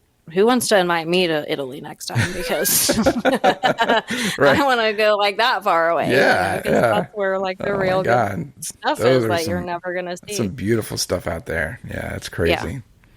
I am afraid I would get into one of those abandoned castles and be like, you know what, I'm good. I just don't think I want to go back to America. Like, it's fine that this is abandoned. I'll figure out how to shower and eat. Yeah, I picked my place I'm going to squat at. And no one's coming here because we're in Italy in the middle of like the forest. Right. So good luck finding me. I don't even have a signal to tell y'all that I'm not coming back. I'm shocked you've never been to South Carolina before. Nope. Never been. Oh, wow. Never been. Yeah, I didn't know until recently when I really started getting back into exploring again, when I studied the map, how much potential there is here. And it really depends what you're into. Yeah. You know, there is some like history stuff, but I like love a good house, you know, Oh, or yeah. like stuff like that. So I'm just like, dude, there's so much stuff here. I used to think I wanted to leave South Carolina like immediately as soon as possible. And now I'm like, I think I want to stay here for another 5 years until all the abandoned places have been explored by me that are here in this state. And by that time, there'll be more new ones. You're right. Yeah. I'll never leave. It'll be Right. an endless cycle. Oh, that's so funny. Have you ran out of like the big historical spots in your area? Have you done most of them? There's a few that I still haven't been able to manage to get in yet. There's an old movie theater. There's an old auditorium, like the municipal auditorium. There's a couple of big charity hospital. That's a big one. Ooh, yeah, like those are ones that I would really like to get in, but it's a lot more difficult to get into those places. And something like charity hospital would be cool to go in and see, except now it's completely empty. So the risk for that place is high and not a lot of payoff, in my opinion. Like, it'd be cool to say, I went into charity, but it's completely empty. It's just the shell of the building. That's it. You know, like, yeah, that makes it a lot less enticing. Yeah, there's not a lot of stuff really to go in there to see. Whereas, you know, and even the Lindy Boggs Hospital, that place when we went was awesome because a lot of stuff was still in there, but it's been gutted since we went. And so, like, if we were to go back now, it would probably be interesting to see, but there's just nothing inside. Yeah. Yeah. So that sucks. As much as I would like to go to some of those places, the risk is doesn't outweigh the payoff, in my opinion. So why I haven't really made more effort to go in there. There's a mall that I want to do here soon, hopefully. And we just found another like big hotel that we want to do that's not too far away. So hoping to do that soon too. I love that you just keep finding like new abandoned stuff in your area in spite of the fact that it's in your area. Like, I figured you'd have all this stuff pinned out already. Like, we're going here, we're going there. We do. We have we have a bunch of stuff pinned. Like, we have a shared Google Maps with our crew, and whenever we find places, we'll just pin something. Yeah, like keeping it local is easiest. I mean, for me at least, and all of the other members of our crew don't live too far away from where I live. I'm the only one that's kind of based directly in the New Orleans area. Everybody else is like at least an hour away, and but that's nothing. So they'll constantly be like, "Hey, I'm coming to New Orleans. Let's go here." Okay, that works out for them too, I guess, because you're there. So it's like, "Hey, I'm going to meet you at your house." Exactly. Because that's always like the most sketch part in some places where you're like, all right, where are we all going to meet and leave a car and leave 4 cars or 5 cars? And like, you don't know where you are. You don't know anything about the area. And you're like, let's, I guess, try this random sketchy Walmart. And hope to God in 17 hours when we come back, our cars are still here. Right. Or at least not broken into. Yeah, exactly. That's always my greatest fear. It's like that fear sometimes outweighs like getting caught in the bando. I'm I hope my car's still there. Please let my car still be there. Have you ever gotten in trouble before? Or caught? Have not gotten in trouble. The only time I've like even run into a cop is at this. It was like an old orphanage, and when we were walking up to it, we noticed there was a cop car sitting kind of on the property. I'm like, man, I don't want to not go into this place. So like, do it anyway. And he already saw us. It's not like, we were hiding or anything. So I said, well, let's just go talk to him and see what he says. So we walked up to his car and we're like, hey man, we just want to walk inside and take some pictures. Is that cool? He's like, I'll tell you what, he's like, I got to go use the bathroom. So I got to drive down the highway to go do that. So I'm going to drive off. And if y'all go inside, it's whatever. I was like, all right. So he took off and we're like, well, let's go. So we went in and it was great. Yeah, it was awesome. And that was literally the only time that I've run into anything like that. We run into, we had an experience at a prison, which happened to be right next door to like New Orleans main police headquarters. But we didn't run into any cops. We ran into a couple of guys that chased us out because we found their bicycle chop shop inside. Oh, that is actually the most random thing I've ever heard. I thought you were going to be like, we found their meth lab. No, it was weird. We walked in and it's in the area where it's like the visitation area, you know, with like the glass walls or whatever that you'd go to visit with a prisoner, and they had a little phone and you'd pick up and you'd talk to them through the phone, right?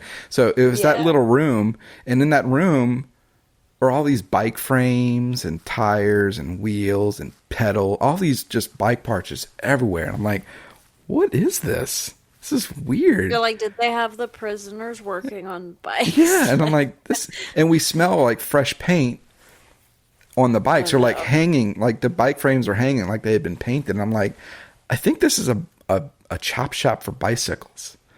And while we were like looking at this and taking pictures and video of it, while we're doing this, we hear a voice from like far down the hallway go, "Who the fuck is that?" And we're like, oh shit, let's go. Oh no. So I would have been out. Now, first of all, we're there at like, it's like midnight.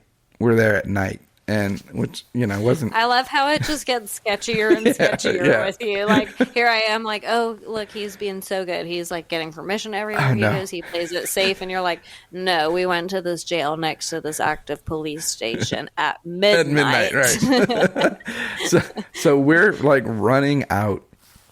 And it's pitch black because inside, you know, there's no lights, obviously, and there's no light coming from outside because it's dark outside.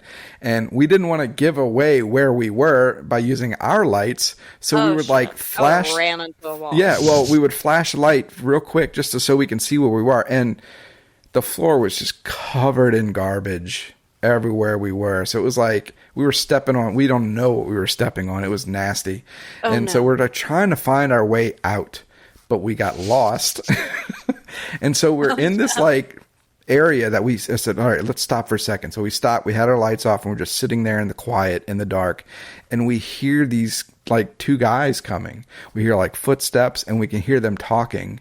And one of them says something like, I think they went over this way. And we're like, oh my God, what are we going to do? Like, and in my head, I'm going through all of these scenarios. Like, this might be when I die. Like, this might be it for me. Like, these guys are going to find us. We found their chop shop for bicycles, and they're going to come and kill us. And we're in this prison that nobody knows that we're here, and they can kill us all, and it'd be fine because it wouldn't matter.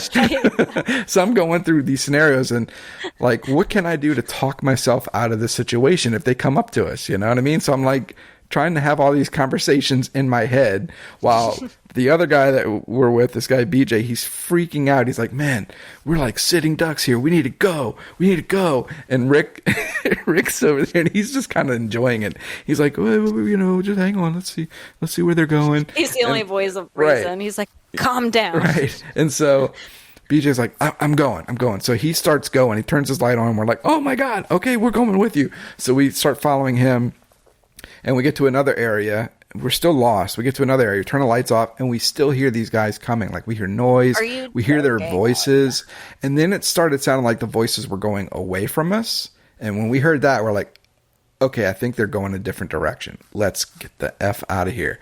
So we turn our lights on, and then we just start booking it. And we finally find a familiar, like, hallway. We're like, oh, wait. Okay, here we go. And we go down the hallway, and we're going down these other little rooms and everything. And then we find the door to the stairs that got us up to the floor that we were at, and we went down the stairs and we got out. And it was funny because when we got out, this is all happening during like carnival season, like Mardi Gras season, and so there were parades going on in the city, right?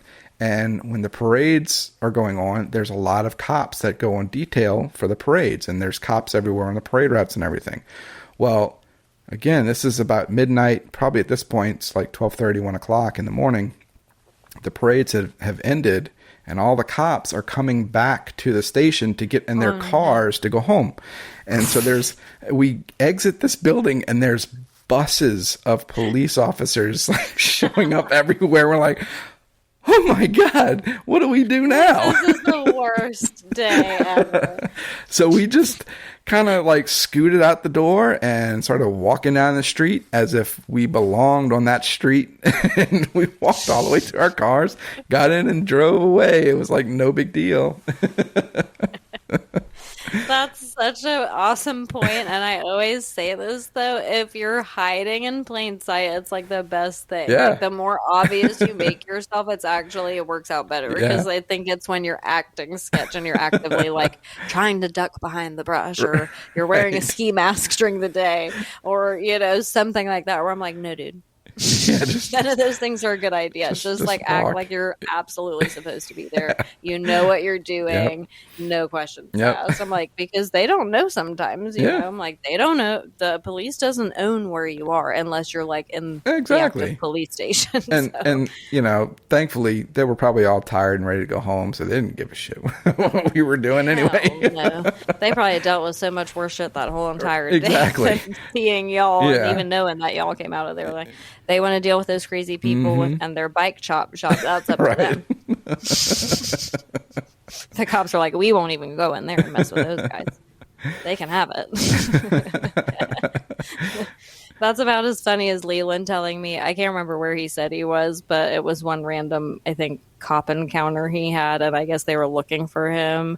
And he said he like ducked off into a room and he kind of watched them walk past the room he was in. And as they were like walking down the hallway, he like quickly got out of the room and started going the other way and just got the fuck out of the building. Awesome. I was like, dude, I don't even know if I'd have the courage to do that. Like, I would be like, I'd have to make sure they're clear out of the building before I made a move. Yeah. I thought you were going to say, we heard the dude's voices getting further away, and then all of a sudden they reemerged and they were right there. And we had like a full-blown conversation with them. I don't know what I would have said, but there were like about 10 different conversations that went through my head that, okay, which one am I going to use if I run into these guys? You're like, don't shoot. Right. We don't have any weapons.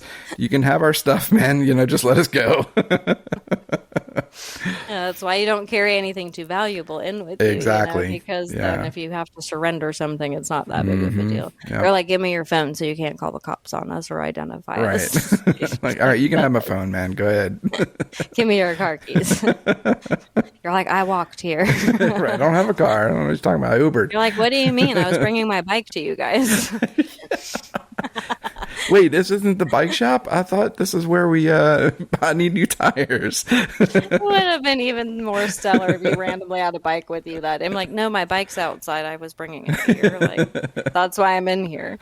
I was looking for you, actually. I was told this is where I need to go. They're like, they said you'd hook me up. Right. Could you imagine? That's what you have to do from now on. If you find yourself in another pickle, you're like, what can I say to make it seem like I need their services? I was just looking for some meth. You got any? Oh my God. They're like, this is a bike shop. But they're like, yeah, we got you. Joe down at the corner said, this is where the good stuff is, man. Like, hook me up, bro. They're like, you're at the wrong side of the prison. You got to go to the West Wing and down the other to Block 8. We do bikes here. The meth is on the other end. That's probably how it works there. Right. You never know. What has your favorite explore of all time been? Was it the underground place? Yeah, I would say the underground bunker was my favorite. Yeah, that place, it was just incredible. It was incredible. Like, there was so much cool stuff down there that was left there from, like, not just the 80s, when it was being used for hurricanes and stuff, but it was still stuff like old radios from the Cold War era. Like, wow. Yeah, really cool. And they had stored a bunch of the old sirens that they had around the city down there too. And it was like, wow, cool to see that. It was a very cool place. That's super interesting. Yeah. I could tell that you loved learning like all the little history about it, because when you were explaining it in your video, I was like, you can tell he just had a blast with this one. This is so fascinating. I can't wait to share it with everyone. I re-edited that video about 20 times. You're like, this one I had to make sure my OCD fully came through on pretty much. That's great. Like I would go through, because I had because we're all wearing masks and it was really hard to understand everything that we were saying. So I subtitled and I burned in the subtitle into the video. So like whoever's watching it, no matter what, you're going to see what we're saying.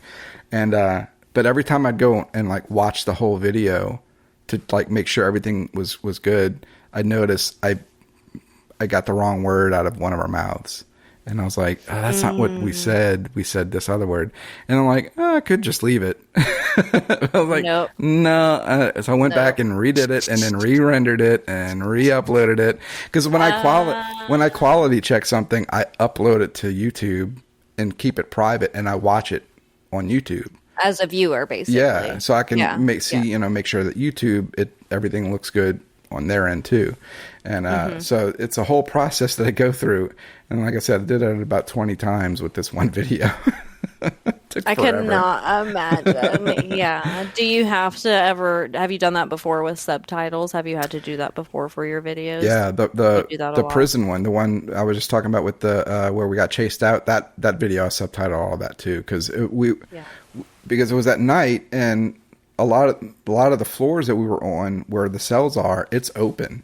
Like it's it's open to the outside and the interstate is right by it. So like all you heard, and it was windy outside that day. So all you heard is wind, cars, all this noise. So it was really hard to hear what we were saying. And I mean, you could kind of make it out if you really listened to it, but I just wanted to like make sure that there was no question and people didn't have to rewind. What did he say? What did he say? So I just subtitled everything. Yeah. Does that make it harder when you're doing stuff like that and adding little things in later? Because like you said, you can miss like a word and be like, damn it, now I have to go through this whole process very again. Time consuming to do it that way. Because there's, some programs that will like auto subtitle for you, but it gets most of it wrong. So I literally have to go through and listen to what we're saying and put a line of text in for each thing that we're saying for each person. So it's very, very time consuming. So I prefer not to have to do that if possible. But I've done it twice now. So were you so sad when you realized you had to subtitle this when you're like, dang it, there's no way that they can understand this. Like I have to do it. I went through one time without subtitling it and I was like, I could just let it go like this and it's probably fine. But no, you would have never stopped thinking about exactly. it. I would have just regretted it the whole time. So I was like, I might as well just do it. Yeah. Well, that makes sense. You know, you have so much to factor in more than just like even I do, because even though like we see each other right now, I don't worry about any of this part. So it's like I just have to worry about my audio. I can't imagine having to worry about like the visual concept, the audio concept. If the audio is not working out, having to add a visual for the audio on top of the visual. And I'm just like, no, that sounds like a damn nightmare to me. So more power to you, but you did a great job on that Cold War bunker, because I was like very impressed. I was like, this literally feels like a movie right now. Awesome. Thank you. So your skills were not for, no reason, even though you went to school for it in like whatever 1990 something. 30 years ago. You're like, I was holding my little camcorder. I was popping my little VHS out of it. Still have that, by the way. Did you have one of those? I did. I still have it. I love it. I want to borrow it. I literally want you to. Oh, damn it! I was gonna say, I really need you to take it to Abando and bring us like back in time. And I want to digitize this somehow. You have no idea. Like I've looked on eBay for like a particular old video camera, like the same video camera they used in Back to the Future. It's like a red, the red video camera. Like I see, it's like a thing now. Like people are buying those and making videos with these things, like going to Disney World with them and stuff. Yeah. Oh yeah. It's like a whole big thing now. So like those cameras are really not only, they're not hard to find. They're hard to find in working condition, and they're all very super expensive now because people have just driven up the price since they're all popular now. But I would like to get something like that and shoot something on like that old style video camera. Like that would Hell be yeah. cool. Yeah. Like a vintage. Yeah. I want a good like 90s Urbex video. I would love it. I would be so here for that journey because it would make me feel like I got to go exploring as a little kid. That's you know awesome. what I mean? Yeah. I'd be like, I would love it because I like I would have those random things that I would drive by or that we would pass, on the way to school or the store, and there would always be that one thing or two that just sticks in your mind forever that you remember as a kid, just being like, I want to know what that is, and I want to know what that looks like on the inside. The little explorer inside of you was like, please take me out. So yeah, I mean, it's the same thing. So I get that totally, but I love that so much. I really, really do. Okay, so that was your favorite explore. What does your life look like outside of Urbex? I probably should have asked you that first. It's just a normal life. You have a family, I have obviously. a family. I work a regular job, 40 hours a week or sometimes more. Yeah, I would like to make either since I'm focused on photography, that's something I would like to make more of like my primary source of income. That'd be great at some point. Yeah. And I'm really trying to work on those photography skills. I've been offering like free photo shoots to people, and just so I can practice and get that really going. And at some point, make it a real source of income, whether I'm selling prints or, doing more books or whatever, however I can do it. But that's where my passion is right now. And I'm loving it. I'm just loving photography. Loving it. Well, you're really, really good at it. Thank you. I think you found your thing. I appreciate that. Yeah, you have. I meant to ask too, because I read that you like paranormal stuff, and you are actually the co-founder of some paranormal project. Is that true? Yeah. So I started doing the paranormal investigation thing a while back for my YouTube channel with this guy who he has been doing it for a long, long time. And he invited me to do one, and then about a year later, another one. And I was like, man, I really enjoy this. And I've liked shows like Ghost Hunters and those types of shows and all that. So I'm real fascinated by it. And I don't know, about a year ago, I was like, why don't we just kind of do our own thing, And so he and I and a couple other friends talked about it and put together, we call ourselves the Louisiana Paranormal Project. And we have plans for things to do. It's just our timing has been bad on a lot of that stuff. But we have plans to do a bunch of investigations at certain places and release those videos at some point on our channel for that, separate from the Urbex stuff. And we're starting to ramp that up actually pretty soon. We've got one that we've already done that we've been working on for a while, and we've got a bunch more lined up that we are looking forward to do. So that's exciting. Yeah, it's pretty cool. Exciting. It's like I said, it's fascinating. I've always been a skeptic when it comes to that stuff, but I'm sure you can attest to this too. Like when you're in a place, especially like an abandoned place, like there's things that you happen. You're like, what? I can't explain what that was. Like, what was that? Yeah. So yeah, it's interesting. It'll change your mind really quickly. Absolutely. If you're skeptical. Yeah, absolutely. Yeah.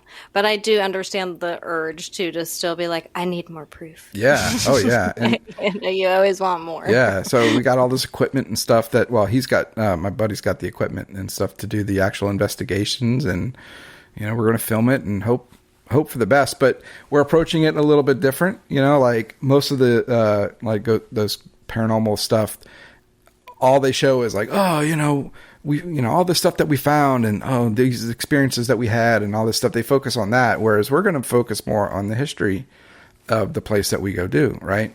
And we may not find anything, and we're okay with that. Right.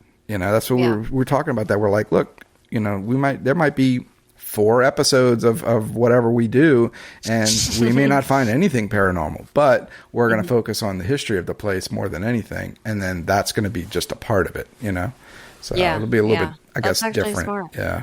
Yeah. Well, it's kind of educational, but then you get this like twist to it, which is really nice, because then you get the people and they're going to be anticipating, like, oh yeah, what's going to fly around in the background, or what voice are they going to hear? Exactly. And we'll get, like wherever the people that work there or own the place or whatever, we'll get their stories and the things that they've experienced. So you'll get that. That's so true. I love that. Yeah. That's pretty cool. And I mean, we've heard a lot, so it's interesting. That is interesting, because you always hear the best stuff from the people who spend the most time in those places, especially if they have like a keeper of the property or anything like that, somebody who tends to the space. So yeah, those are always the people with the craziest stories, and they'll tell you what rooms to not go into, and I'm sure your ass is going to be like, that's the first one. Yeah, that's the one I am going into. You're like, I'll spend the night in there. I love that. So tell me a little bit about your book that's coming out. How did that come into fruition, and is that something you've always wanted to do? Well, it was something I never thought about until a couple of years ago. This publishing company reached out to me and were like, "Hey, man, we like your photos on Instagram, and we do these books, and we're curious if you would like to be a part of that." And I was like, "Okay, I've seen these books, but I don't know anything about this." So started talking to the person, and then I reached out to Abandoned South to Leland, because I know he's got like 6 or even 7 now, I think, of those books with this company. Oh, wow. And wow. Yeah. Okay. So I hit him up. I was like, "Hey man, look, is this legit? Like what's the story about it?" He's like, "No, it's awesome, man. Like, do it. Go for it." He goes, "You're going to spend a lot of time getting everything together, but it's worth it." I was like, "Okay." So started getting all the stuff together, and the first time we tried to do it, it didn't work out for whatever reason. And then last year they reached out to me again and was like, "Hey, we want to revisit this idea. We would like to do this with you, and are you still interested?" I said, "Absolutely." So got all the stuff together, all the pictures and everything, started writing the history of each location, and started putting it all together, and it's finally actually happening now. Like it's coming out August 25th. And I am super excited. Like, I can't wait to just physically hold my own little book in my hand of stuff that I did. I'm excited just for that. So, yeah, it's cool. Do you know how soon you'll be able to have, like, do you get a copy before everybody else? I don't know. Or? I'm not sure. I don't think I do. They haven't said if I do. I would be like, you need to send me that. I would assume I do. Yeah. Well, yeah. I'm assuming there's still a step ahead before it actually gets released. But yeah, I hope so. I hope they were like, order your own book. Right. I'll send you a copy of your book. Seriously, I might, because I might want you to sign it. Okay. Sure. So I'm going to be like, here, you can have a copy of your book. You get to see it here first. Thanks. I'm going to say, send my pre-order to his address first, and then send it to me. I love that. Well, congrats on that. That's really exciting. Appreciate it. Especially because it seems like they hunted you down. They were like, let's try him a second time. Yeah. They both times they reached out to me, and I was kind of surprised by that because, on Instagram, I don't have a whole lot of followers on Instagram. I mean, even on YouTube, I'm still pretty small on YouTube. So I was very surprised that they reached out to me for that. But hey, I'm fine with it. Yeah. It seems like they appreciate people who really love the history of things too. Maybe so. Maybe that's what it was. Me at all. They're like, this guy is in love with history, and we love that. So here is a book for you. Maybe so. Okay.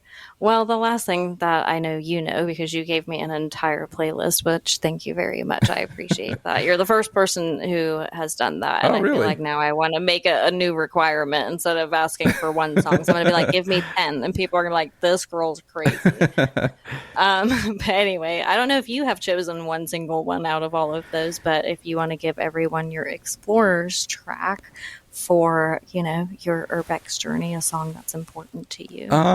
Well, I guess if I had to choose one, I'd pick the Lemonheads' "Losing Your Mind." It's just a great song. I like slow, sappy, depressing, sad songs. Because I feel like I'm emo. I'm a product of the '90s. What can I say? Yeah, literally. I guess that runs in our blood. I love that. But yeah, I love that song. It's a great song. Any Lemonhead song is great, but that one's a good one. So, Losing That Your one is Mind by the favorite. Lemonheads, yeah. I love that. I love that. Okay. Well, tell us, we know that your book is coming out. When is it coming out? August? August 25th, it'll be officially released. It's available for pre-order now, and you can just go to my website, www.NOLADEEJ.com, and I've got links to everything, all the bookstores and everything that you can order it from. Amazon, Barnes & Noble, Books A Million, Walmart. It's available pretty much anywhere. Oh, wow. Yeah. That's actually really cool. Yeah. That's nice. Easily accessible. We like Exactly. that. Okay. If you want to tell everyone where they can find you, your social media, YouTube, any of that Yep. you want to mention. YouTube, TikTok, Instagram, and Facebook. You can find me at NOLADEEJ, all one word, NOLADEEJ. Pretty easy to find. So, Well, thank you so much for your time. I really, really no, appreciate thank you. This was great. I appreciate it. In a city that sings even in silence, NOLADEEJ reminds us that every boarded up window still frames a story. Whether it's a house steeped in memory or an underground bunker fading into history, his lens doesn't just capture decay, it reveals life that once was and still is in some spectral way. If this conversation stirred something in you, share the episode, tag me, and let me know what you see in the places that most overlook. You can find NOLADEEJ's work on Instagram, YouTube, and wherever stories seep through the cracks. Also, don't forget that NOLADEEJ has a book coming out soon. All the links to find him, his work, and all of his information will be linked in the description as always. A huge thank you again to NOLADEEJ for his time and for sharing a little bit of a backstory on a person who loves history, loves to explore, and honestly is a really, really amazing filmmaker. So highly recommend looking up his YouTube and giving him a follow if you don't already. And that is it for this week. I appreciate you guys for coming back and listening. I feel like season 2 is off to a really good start, so I'm excited to have you guys along for the ride. I will be back next week, as always. Until then, keep exploring the allure in the abandoned, the beauty of decay, and the echoes of elsewhere.